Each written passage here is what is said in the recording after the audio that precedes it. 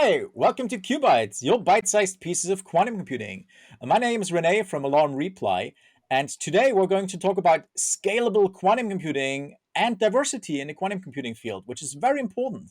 And for this, I'm very honored to have a special expert guest today, Denise Ruffner. Hi, Denise, and welcome to the show. How are you today? I'm great. Thank you for having me on. I'm really excited to be here. Awesome. So first things first, can you tell us a little bit about yourself and your background as it relates to quantum computing or any other topic, of course? Well, so I'm a biologist. I'm not a quantum scientist. And I think for those of you out there that think you have to have a PhD in quantum computing, not necessarily, but worked at IBM for many years and was asked to join the quantum computing group very early. And frankly, I was a little scared of it because physics wasn't always my favorite subject. But I realized I would learn something new every day and I would be challenged and it would be hard. And that was something that I really wanted. And it just really awakened me and I love it. And so since IBM, I've worked at two other startup companies. And now I'm at an emerging hardware startup called Atom Computing, based in Northern California in Berkeley. Nice. And you mentioned it. So let's talk about what you're currently doing at Atom Computing. And so, what are you doing there? And actually, what is the benefit of Atom Computing's approach compared to other approaches? Okay, so that's kind of two questions. So let's It start is. with the first. So I'm chief business officer. So it's my job to build a foundation for the company in terms of making the technology accessible to students or customers or whoever wants to use it. So it's very exciting to be able to bring this technology kind of to the world. Um, what this company is I actually call it a second generation quantum computer. So everybody's familiar with first generation, which is superconducting and trapped ion, but there's a whole other group of quantum computing technology that's emerging. And it's very exciting. There's a lot of different modalities again. So it could be a neutral atom, which is what atom computing does. It could be photonics. It could be any number of things. But what's exciting about these computers is you can put a lot of qubits in a very small space. And so we feel that these computers will be able to have large number of qubits, but not be the size of a building like it might be in other modalities. And so we view this as a longer term, very promising technology. Gotcha. So basically, you're using neutral atoms, so not ions or anything like that, as a representation of a qubit, and this allows you to have a much smaller form factor, if you will, and you don't have, like you're saying. So basically, maybe this will be the enabler from getting out of the quantum computing mainframe area, which we're right now, into the more of, well, we won't have a personal computing quantum computer, but much smaller at least, right? So awesome. So, yeah, my view is that, how are you going to put this big thing in a data center? So, my view is that I think the second generation technologies lends themselves better to making a smaller device that will ultimately go behind a firewall in a data center. Desktop is a little bit of a stretch, but I'm going to say behind a firewall. Yeah, no, that makes sense. Like it's beautifully said, like for the data center basically, and that you maybe can ship it in a shipping container or something like that. I don't know, but yeah, no, a modular system basically. So what you Yeah. can easier use and integrate into your existing data centers, right? Because I mean, a lot of people still think like, oh, quantum computers will replace our classical computers, right? And that's still this kind of misconception with a lot of folks. No, no, no. Like quantum computers will basically be another acceleration, just like a graphics card is an accelerator for graphics processing. The quantum computer is an accelerator for certain nonlinear problems that you can compute much faster, right?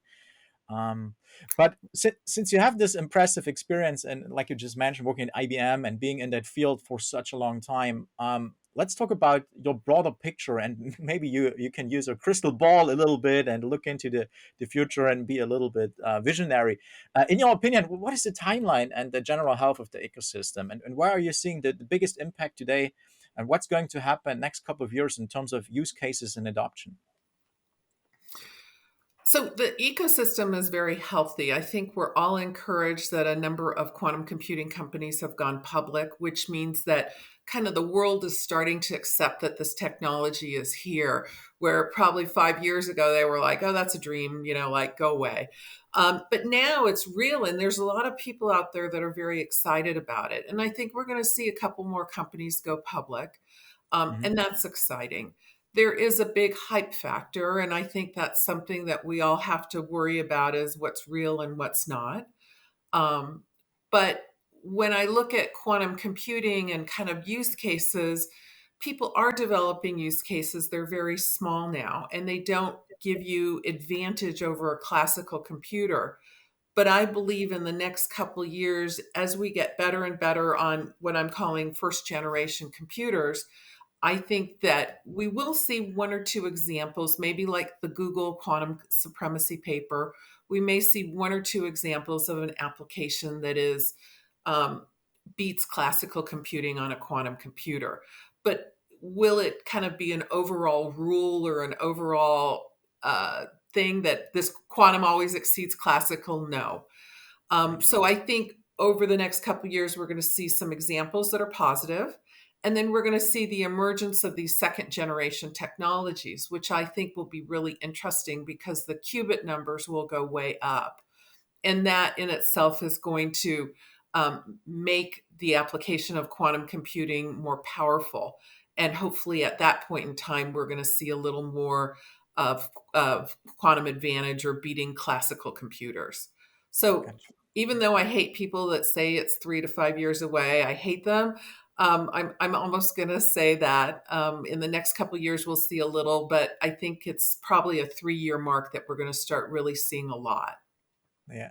Well, that's actually pretty soon if we look at the whole quantum timeline, and yeah, I mean, I keep on saying, hey, this is the decade basically. It's like where a lot of breakthroughs will happen, and also trying to paint it a little bit more optimistic.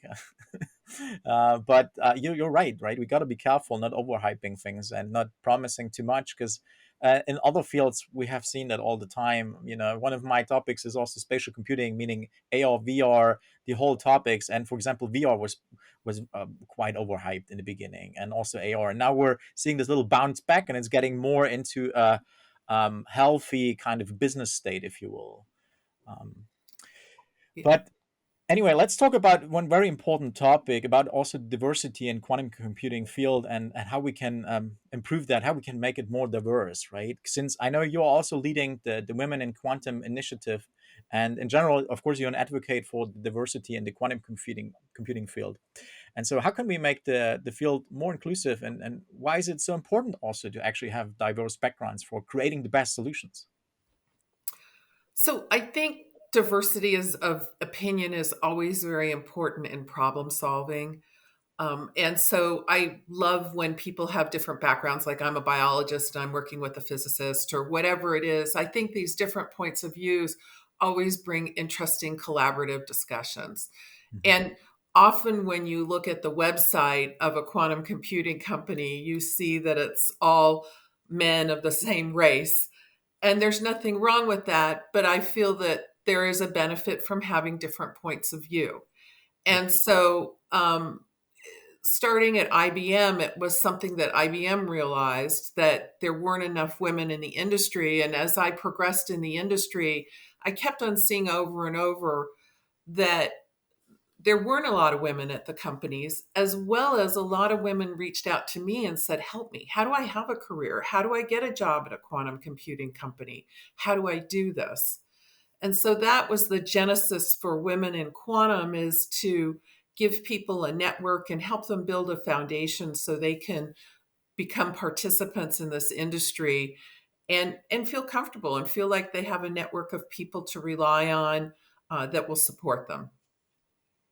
Yeah, well, that's awesome that you saw these issues and started the initiative, and trying to improve that.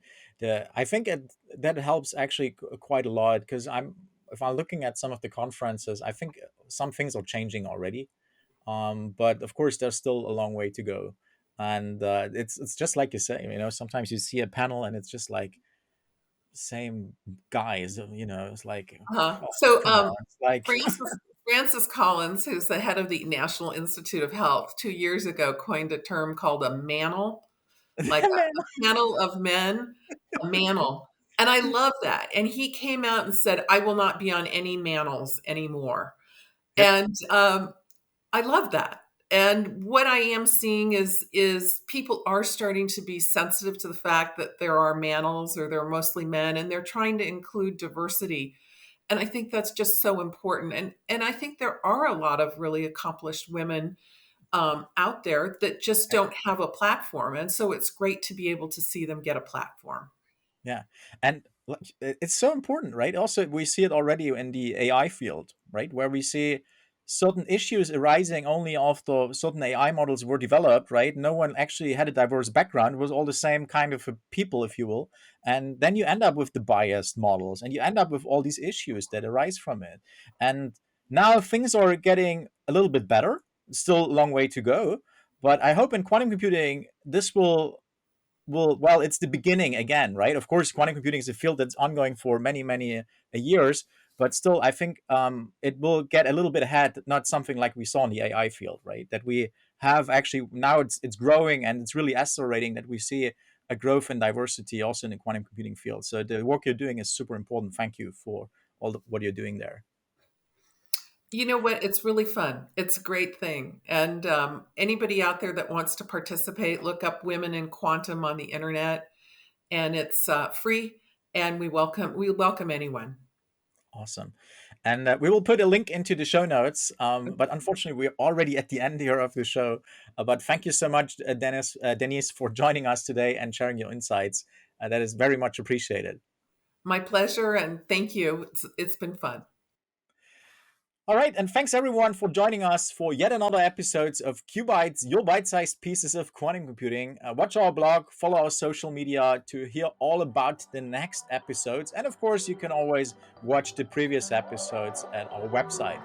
Take care and see you soon. Bye bye.